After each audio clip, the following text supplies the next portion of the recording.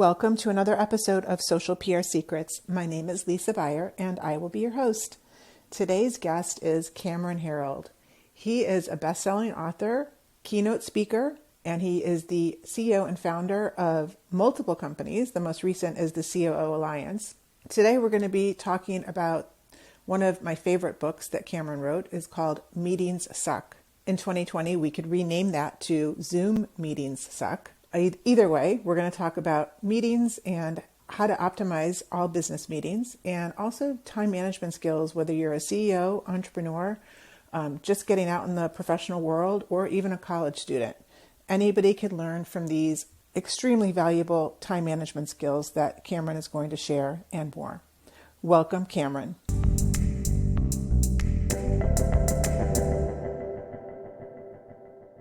Hey everybody, welcome back to another episode of Social PR Secrets. I am here today with Cameron Herold. Hey Cameron, how are you? Good, Lisa. Good to see you again. Thanks for having me on. Yeah, so you are the author of many books and the founder of many successful businesses. But what we're here to talk today about that is one of my favorite books is called Meetings Suck.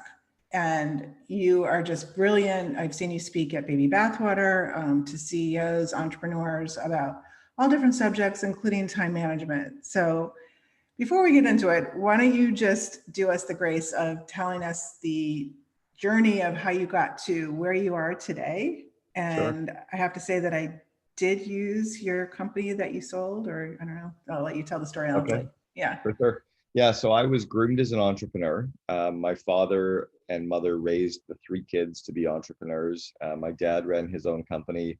My mom's parents both ran their own company, and my dad's father was a CEO as well. So all we ever really knew was running your own business. And we were really groomed to do that. So that was my whole life. By the time I was 18, I'd had about 16 different little business ventures.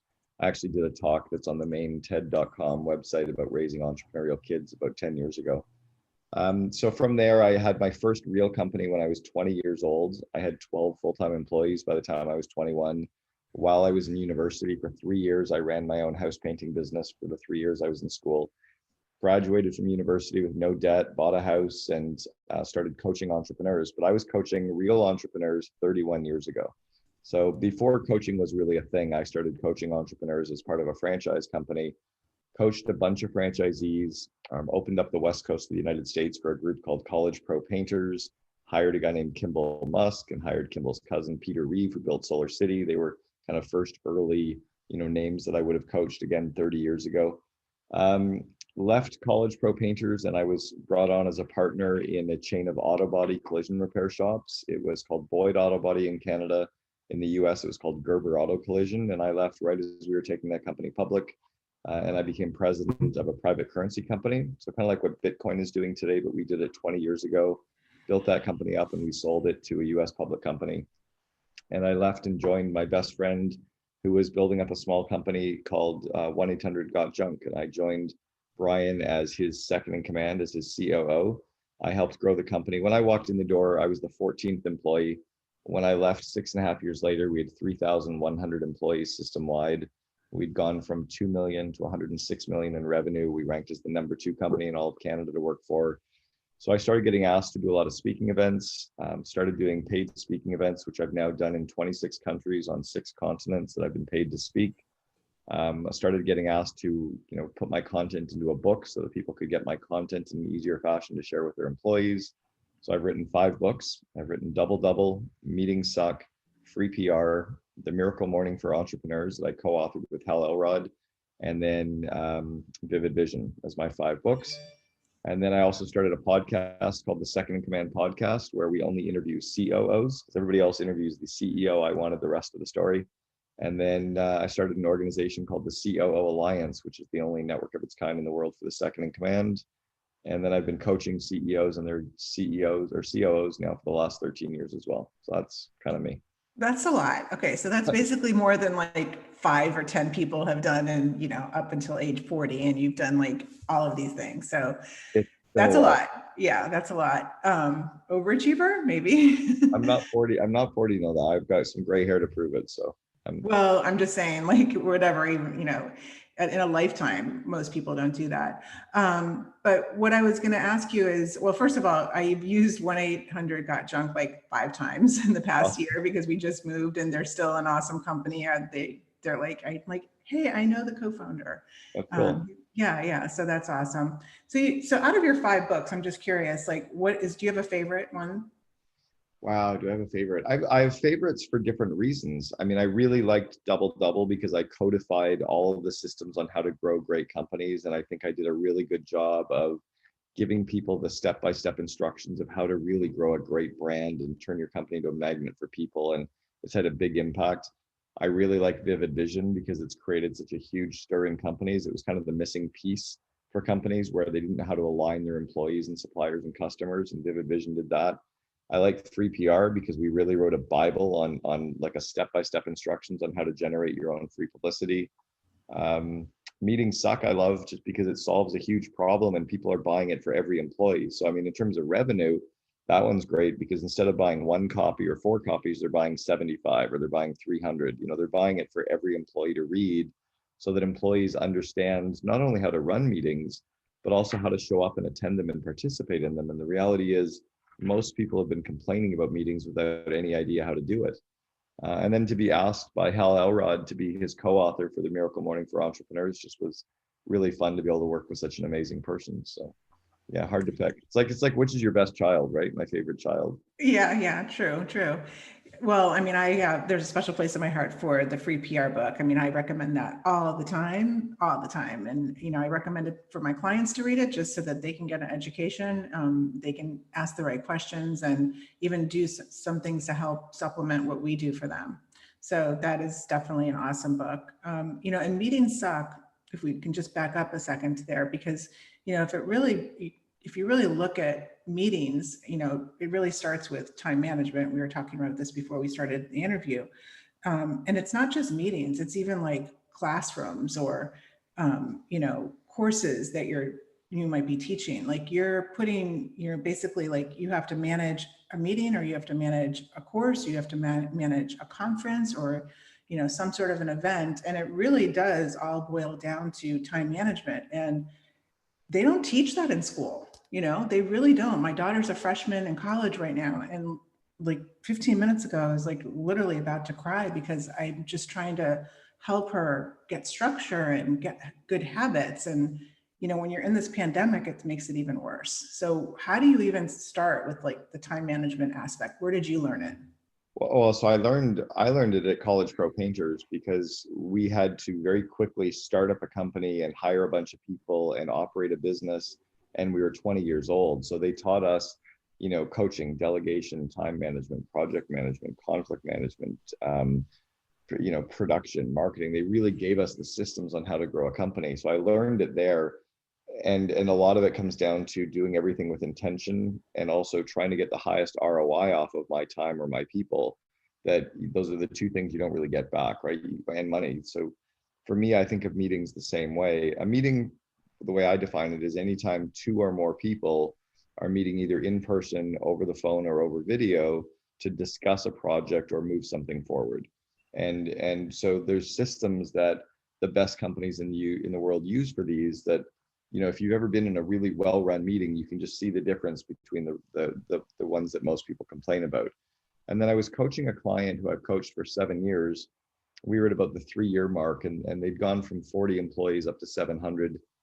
And I've been coaching them that whole time, and they were complaining about, or they're just saying that their employees were complaining about meetings all the time.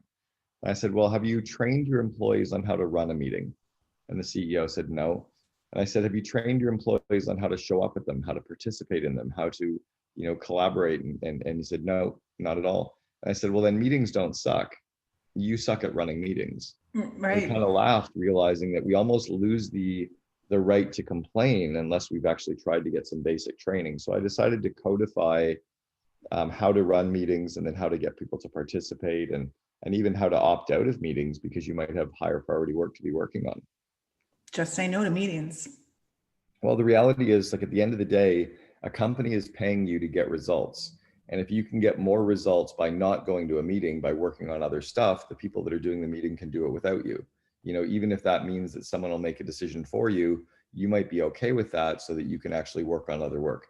So we also have to get better at inviting people, only the key people that need to be at a meeting, and not worrying that we're going to hurt someone's feelings if we don't invite them. You know, this is not a kumbaya group hug. We only have three inputs. We have people, time, and money, and we have to get the highest output or the highest ROI on those three inputs. I wrote that down. People, time, Yeah. and money. That was one of my notes I wanted to talk to you about from your. Everything runs off those three inputs, right? People, time, and money are the inputs. What's the ROI off those three things? And in meetings and time management are critical for that. So can we dissect that a little bit and start with people, then time, then money? Like what can we do to optimize it? Well, okay, so if we start on the people one, it's really to look to hire or even outsource or contract A players, right? Bring on really good contractors that are A's, bring on really good employees that are A's. The data has shown this time and time again that one A player replaces three C's. So if you've got a few kind of average people, if you bring the right people in, you'll get a higher return on investment because they're more skilled. You know, A players are already trained in time management. They're trained in project management. They're trained in delegation. They're trained in coaching. They're trained in email management. Like all of the soft skills of leadership, A players are already great in that. So you no longer have to manage them. You no longer have to hold them accountable. They self-manage. They're self-accountable, right? They're aligned or they're asking questions. You don't have to try to put personal development plans in place to grow them because they're growing themselves every day. They're hungry for learning. So that's one on the people side. And the second one on the people is making sure that people are working on the right stuff, right? So our role as leaders is to make sure that people are working on the right things and that they know what we want in terms of an output or a result on the thing that they're working on. So they have to almost like a creative brief in marketing. They have to know what done or what completed looks like. And then our other role as a leader is to grow them in two areas. It's to grow their skills and to grow their confidence. And the more we can grow their confidence, the more they'll grow their skills. The more we help them with their skills, the more their confidence goes up. It's almost like they're walking up two ladders with one foot on a confidence ladder and one foot on a skills ladder. And if we're shaking any of those one ladder, the other ladder, they won't get any better. So we always have to grow their skills, grow their confidence, grow their skills, grow their confidence. And then on the money side, it's just deciding, and again on the time side, not how long do I think it will take to do something, but how much time do I want to spend doing it, right? If I said to you, I need you to clean the house, it'll only take a half hour. Oh no, it'll take way more than a half an hour. But if I said, we only have a half an hour, I only want you to spend a half an hour. In fact, 29 minutes would be great. Do as good as you can at cleaning the house as possible in 20 minutes, 29 minutes, every kid is okay with that. So in delegating work activities, we have to tell people how much time we want them to spend on a certain project and how much money we want them to spend on a certain project so that we get a better ROI off their time and money. And I think when you do that to yourself, like I do the Pomodoro method all the time when I'm writing or doing anything, like, okay, I have an hour and a half to do this. And when the hour and a half is done, then I have to like move on to something else. And it really does help kind of put you into this box of like, okay, I'm going to complete this. And, when you get into a project and all of a sudden, like, you think it's been an hour, but it might've only been 10 minutes, and you got something done. And a lot of things take a lot less if you don't associate a time. Well, it's like Parkinson's law says that work expands to fill the space that we give it. So if I think about booking a meeting, the way that I first think about booking a meeting, I'm not going to book an hour meeting. I'm going to think about, I need to get some people together to discuss some stuff. What are we going to discuss? What are we going to debate? What are we going to look at, et cetera? What are the things what's the agenda? What are we going to cover in what order? And then how many minutes do we want to spend on each agenda item? And then add up all the items, you add up all the minutes, and that tells you how long to book the meeting for. But if I only have 26 minutes worth of agenda, why am I booking it for an hour? Book it for 30 minutes, right? You'll get it done in less time. But people don't think about the agenda critically. So they end up overcommitting on the amount of time, which gives people a bigger container to waste time in, which now gets people upset because we wasted all this time. Yes, definitely. So since I read your book and started implementing things, so I changed on my calendar. My meeting times are now not a half hour and an hour. They're 15 minutes, 20 minutes, I'm shaving off 10 minutes in every increment, and it works. And on my agendas, I'm doing that as well. I'm saying, okay, we're going to talk about this for 1 minute. This next topic has 2 minutes. You have the floor, you have 3 minutes. Yep. And whatever we don't get to, we'll have to reconvene at another time. So it kind of Cool. puts the pressure on, like, okay, we gotta get to the point and move on. And the reality is that if you have other items that get brought up that aren't on the agenda, they probably require rethinking who needs to talk about those separately. Just because people are in the room doesn't mean they have to all talk about those other topics. So yeah, you reconvene for a short meeting again to cover off those next two topics, etc. So what does the perfect meeting look like? Perfect meeting starts exactly on time. Perfect meeting finishes 5 minutes prior to the scheduled ending time. Perfect meeting would be booked for half the time you first think about booking it for. So if it's like, let's get together for an hour, you book it for 30 minutes. The perfect meeting has a purpose, outcome, and agenda in the meeting notes at the time you request people to come. And you critically think about who really needs to be there for that meeting and how do you get them involved in the meeting. If you can't get them involved, don't invite them. Those would be the big starting points. And then came Zoom. It sounds like everything you just said can apply to a Zoom meeting, but for some reason, Zoom meetings are just much worse. But totally does apply to Zoom. There's a couple of things that work well on Zoom. You must be on video. You can't be off video. It doesn't matter where, because that way we know whether you're paying attention or if you're disconnected. And but you need to be on video. Secondly, you put your phone and your email down so that you're paying attention during the meeting. If you're too busy and you need to work on your other stuff, leave the meeting, go work on your other stuff. Like, you have competing priorities. You're a big person. Pick which priorities you want to work on. Meetings have to start on time. One of my biggest frustrations currently with Zoom around the password logins is you slowly have to let people into the meeting, which means you kind of need to be there. If you're not 5 minutes early, you're late.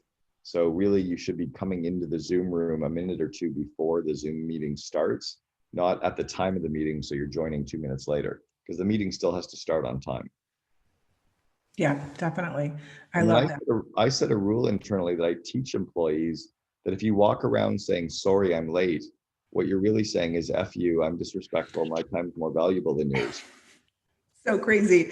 I just wrote down all these notes to have this talk with my daughter when we get off, because she's having time management problems. And like, one of the things I just wrote down is basically, when you don't show up, like you didn't show up to your tutor yesterday, you basically told her to fuck off, you know? Yeah. Yeah, I mean, I literally wrote down that exact thing. I mean, it's just, when you don't show up for class, you're telling your instructor you don't care, you know, Yeah, F you school. gotta be there for those people. Yeah, definitely. Any other tips for Zoom meetings? I mean, those were really awesome tips to be there 5 minutes early. I love that. And I think that should just be for any meeting in general. But Zoom is just like, I don't think we're going to get away from Zoom. It's not like a fad. It's going to be, happening in 2021. Is there anything that we could be doing better? Well, one is to understand the purpose and outcomes of the meeting, to understand what your backdrop and video need to be, right? So if you're in a casual meeting or you're in an interview, you can understand what you but if you're in a meeting that you might need to have, thinking or debate, maybe you need to be in a quieter space, maybe you need a whiteboard, maybe you need your notes. You need to think through a little bit critically. But no, I think otherwise they're virtually the same thing. Yeah. Can we switch gears a little bit and just talk about like CEOs and how CEOs can maximize their time? I was kind of sharing with you the LinkedIn Live that you did, which I love those. So if you're not following Cameron on LinkedIn, or connect with him on LinkedIn, because you do these kind of like off the cuff, maybe they're not off the cuff, but I just see them whenever I see them. And they're just like great words of wisdom. And if you're an entrepreneur or a CEO, or even if you're not and you are working for one, you just need to know these things to work with them and make them the best that they can be. They are completely off the cuff videos. They're just a video that I decide to do when I'm inspired and I have an idea. Normally it comes right after a coaching call with a client. So I'll be coaching a client and I'll be like, God, I wish everybody knew this. And so I just get off my call and I hop on StreamYard and I push it out to like 7 places. So if I think about how you want me to talk about how to work with entrepreneurs, or well, what you talked about in the video is how CEOs can maximize time. You went into the whole, people, time, money thing, but you also went into, having the right people around you and people that are going to, help take stuff off your plate and you're not basically babysitting. Yeah. So kind of the unique ability stuff. Yeah. And so because these are really off the cuff, this isn't necessarily something formulaic. It could just be some random idea that I've really had, which is, I guess, follow me on LinkedIn and you'll get all this stuff. So at the end of the day, people have stuff on their plates, and the entrepreneur's job is to try to work in their unique ability. Try to work on stuff that they're really, really good at, that gives them energy, that they get better at the more they work at it. And that means delegating everything except genius. So it means getting all the stuff off your plate that you're incompetent at, getting stuff off your plate you're competent at, and even getting stuff off your plate that you're excellent at, but you don't necessarily love doing. And slowly trying to delegate stuff to people who love doing that stuff, right? So you surround yourself with this unique ability team, as Dan Sullivan puts it, where people are working on the stuff they're really good at and get energized from. That's one starting point. Another one is to not take the monkey off people's backs. Like, don't let your employees give you work. That your job is to grow them so they can do the work. Your job is to grow their confidence so they can do the work, but it's not to do their work. It's also not to think for them. So if employees come to me and say, hey, do you have 2 minutes? I've got a question. I usually say, no, can we talk about it during our one-on-one? Or can you book some time later, but I'm working on a project right now. And then typically they'll say, what do you think about this? And I'll just respond, well, what do you think about it? And if they go, I don't know, then I'll say, well, then go away and think about it and come back and tell me what you think, and then we can talk. Or if they tell me what they think, then I'll just be like, then do it. Like, I don't want to be there to make their decisions. So more often than not, when employees are coming to you and taking up that time, it's because you're not growing their confidence or growing their roles and responsibilities or growing their alignment with certain core projects, or you haven't worked on your good one-on-one meetings with them to be able to grow them during those meetings. So trying to keep people aligned that way. And inspired that way. And then I guess the last one would be to remember that our core job, again, as a leader, is to grow people, right? To grow their skills and grow their confidence. At the end of the day, work needs to be done, but not necessarily by us. Yeah, I love that. I love also the way I like to look at it is, if you're going to come, don't come to me with a problem, come to me with 3 solutions to the problem or 3 ideas on how we can help figure this out. And it doesn't have to be the right one. Yeah, exactly. But come to me with something to show me you're thinking about it, because otherwise, like, I'm not going to do your thinking for you. Yes, exactly. Exactly. Can we switch gears to free PR? Mm-hmm. I really love that book, and I'd love to hear, you're great at generating your own PR, because basically you wrote the book and you've gotten tons of PR. But what are some tips that you have seen that work for you, that are some of your favorites? Sure. And I co-authored the free PR with one of my former coaching clients, Adrian Solominovic, who was the CEO of Canvas Pop and of DNA 11. So I had written the full book, free PR. I was ready to go to press with it. And I gave it to Adrian to have him read it. And he said, you're missing a bunch of stuff on digital that you weren't really doing back in your 1-800 Got Junk days, but I've done a lot with digital PR. So he came on and helped me rewrite it, and we launched it together, which took it really to the next level. It's really strong. So I generated my first press in 1986. So the first press coverage that I was in that I generated was in 1986. I'd been in the media before that for ski racing, but little articles, but I always realized how silly the articles were because we weren't some big fancy ski team. It just seemed strange that the newspaper kept taking our pictures. And then I saw my dad getting interviewed by the media a lot. And I realized that my dad's just a guy, like, he's nothing special. And I'd read the articles and go, this is so silly, because I knew the rest of the story. So I always realized that news wasn't necessarily news. It wasn't necessarily newsworthy. That at the end of the day, every outlet, whether it's a TV show or a radio station or a podcast or a blogger or an e-zine or a magazine or a newspaper or an online, whatever, the only way they make their money is by selling advertising. Right? That most outlets don't make money off the circulation, they make money from advertising. And the only way they get advertising dollars is if they have a whole bunch of readers or listeners or viewers of their stuff. So they need to have really good bases of readers or whatever. And the only way they have that is if they have good stories. So what you're doing is giving them a good story, which helps them get more eyeballs. And at the end of the day, imagine being a writer and having to be creative every single day and come up with a new story. I'd hate my life. But if I have an idea, if somebody said, hey, write a story about a ring or write a story about a teacup, I could write a story, right? It'd be a bad one, but at least I'd have an angle. So what I realized was, if you contact the writers and just say, hey, do you have 2 minutes? I think I have a good story for you. Most of them are apt to say yes, especially if you phone them, because they get about 100 emails a day. And you might get through 1 out of 100 emails, but they only probably get 4 phone calls a day. So you've got a 25% chance of them listening to your voicemail message if you leave one. And your voicemail is, hey, it's Cameron calling. I think I have a good story for you. Here's my phone number. Like you Right. don't need this, you get them to phone you so that then you give them the story words, person to person. And it's just a really powerful way to convey the energy of a short story with a couple of small little snippets or 5 bullet points about the story, and they'll usually be interested. Or they might say, no, I hate that, at which point I go, well, I've got a second idea. What do you think about this? I give them a second story. And then, Well, get into more detail about how do you understand the audience and how do you craft an angle and where do you get the contact information. All that's in the book Free PR too. today, the journalists are spread very, very thin because of, budgets and layoffs, and, they're required to do 10 different jobs. They're required to be the digital artist and the creative director, the writer, the optimizer. So many things are falling on the journalist's plate. And, and it's not like it's much harder. It's impossible to call a journalist and pitch a story unless you have their mobile number, because Yep. just landlines don't really exist and people are working from multiple different outlets. So you Yep. really just have to, do your research, and you don't necessarily have to have a relationship with the journalist, but if you can figure out who the right journalist is for the right publication and pitch them the right story, they're going to listen. Because if you're going to save them time and you have a creative story and you have excellent sources and it's relevant to their audience, then bingo.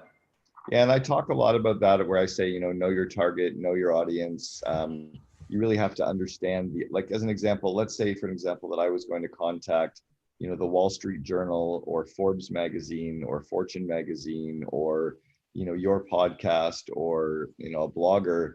Those are all very different business outlets. You have a business listener, but that's a different person than reads Forbes magazine. It's a different person that reads Entrepreneur magazine. It's a different person that listens to John Lee Dumas.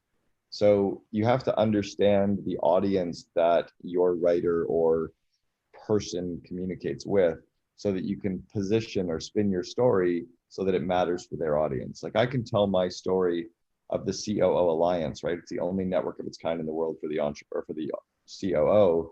I can spin that story for an entrepreneur angle. I can spin it for a corporate angle. I can spin it as an HR story or position it, right? I can position it for Forbes magazine, but I need to understand who I'm positioning it for. Yeah, and that's the whole thing, is positioning it. And that's the part that a lot of brands don't understand when it comes to public relations. It's just, just because this publication did this story doesn't mean it's not going to be able to be, spin it a different way for a different publication for a different audience. It's just the way you're telling the story. Yeah. So yeah, that's a great point. So one thing I also wanted to talk to you about is, so you are in one of my chapters in Digital Detox Secrets, and we talk a lot about depression, CEOs, suicide, along those lines. But you're, just from me following you, I see what you're doing. You're wearing your Mala bracelets right now, and you are just, I feel like you would have some really good advice on what can entrepreneurs, agency owners, PR professionals, this audience, what can they do in this era to balance in this digital world? Like we have never been more digitally connected because of the pandemic. Yeah. What do you do? What advice do you give CEOs? Oh, lots. So I'll kind of go again, conscious stream of thought. So first one is to remember that none of this actually matters. Like this is just what we do to make money. We're all just walking each other home. Like we're not getting out of this alive. So we may as well have some fun while we're here. Secondly, is I put my free time in my calendar first, and I work my business around it. So I take 10 full week vacations every year, and I put those 10 weeks into my calendar. I take every Saturday and Sunday off where I don't work Saturdays and Sundays. The exception might be a live speaking event that I'm being paid to do. And because they pay me enough for it, I'll say yes. But I only work 1 out of every 4 Fridays in a month. Technically 1 out of every 4 Fridays in a 13-week cycle, but I only work 1 out of 4 Fridays. The other 3 I take completely off. I finish every day at 5 o'clock or 5:30, and I never work nights or weekends. So again, the exception might be if I really have to catch up on something tomorrow, I might work, but that's like 1 out of every 20 nights. It's just, I'm done it because I'm not going to catch up. I'm not going to get my list done of things I have to do because I'll just have another list. I'll set more projects. I'll build bigger goals. I'll write a sixth book. Like, I'll never be done. But I think we lie to ourselves in saying we're just going to catch up. And what we're doing is we're avoiding friends, we're avoiding family, we're avoiding ourselves.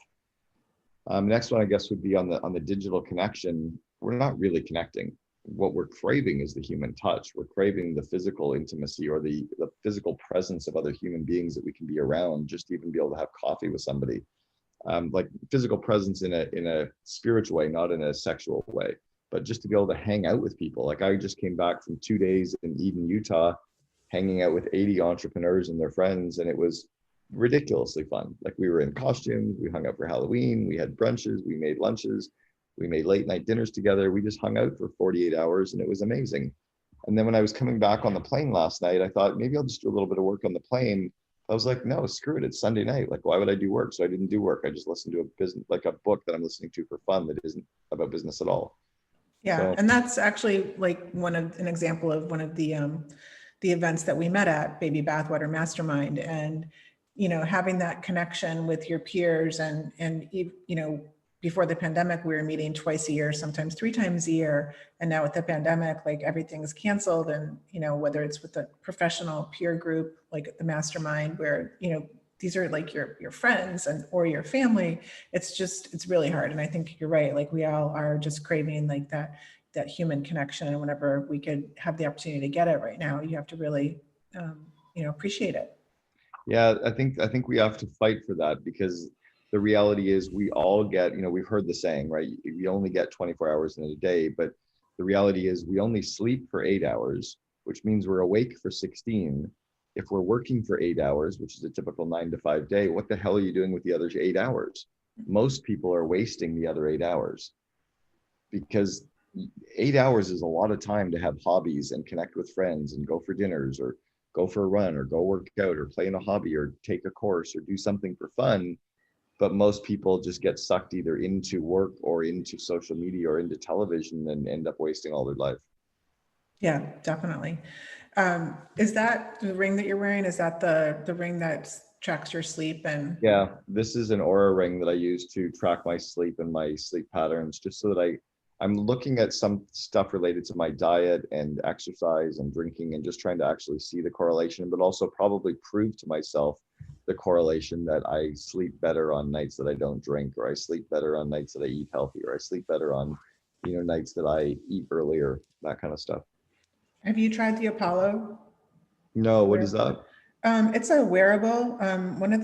One of our friends at Baby Bathwater invented it. And so you wear it either on your wrist or your ankle, and you have like sleep mode, yoga mode, focus mode. It's kind of like, it's vibrations. So I've been using this to see, if it does actually, I put it on every morning and put the energy focus on. And, but I'm testing out different things too, including drinking less. Like, yesterday was our first day on this diet, and for the first time in a long time, I got an above 80 sleep score from, basically like not having an alcohol and eating clean food, and it works. So I think, I already know a lot of that to be true. I think that's one of the reasons I'm wearing the bracelet, is to force me to see it, right? The analytics. Yeah. You get to see the analytics. So then it forces me to go, okay, yeah, I gotta work on this a little better. Yeah. You have it in black and white. Yeah. Well, Cameron, tell us what's happening now. What do you have ahead? What can we sign up for? Do you have any events happening? Any books we can buy? My real focus is growing the COO Alliance, which is the only network of its kind in the world for second in commands. Companies need to do at least 5 million or greater for them to be a member, and there's no entrepreneurs allowed. It's just the second in command. So whoever is the COO, VP operations, whatever the title is. And then, yeah, I mean, that's probably my entire focus. I mean, I do a lot of podcast interviews and coaching with clients and stuff, but that all just happens organically. The big focus is that. And then my second in command podcast, people should definitely check that out, because we've had some amazing guests, from Shopify and Bumble and the Cleveland Indians. We've had some really cool second in commands of amazing companies. Awesome. Well, we will definitely, and we will follow you on LinkedIn and any other social media channels that we should know about. I'm on Instagram, but it's just a fun kind of platform. Facebook, I share most of my business lessons on Facebook and on LinkedIn. Okay, great. Well, Cameron, thank you so much for joining us and sharing why and how meetings don't have to suck. I really appreciate all your tips. You're welcome. Thanks, Lisa. Great chatting with you again.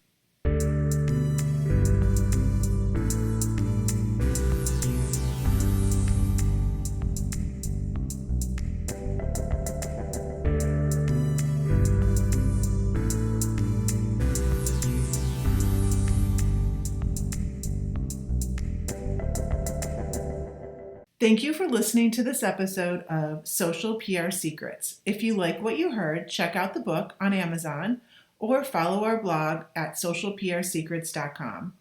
This episode was sponsored by The Buyer Group, a social PR agency striving to keep our balance in the digital world, practicing public relations, social media, and search marketing, while occasionally drinking a glass of wine or two for the best creativity and results. Thank you all for tuning in. If you would like to get a free chapter of Social PR Secrets, go to socialprsecrets.com/free.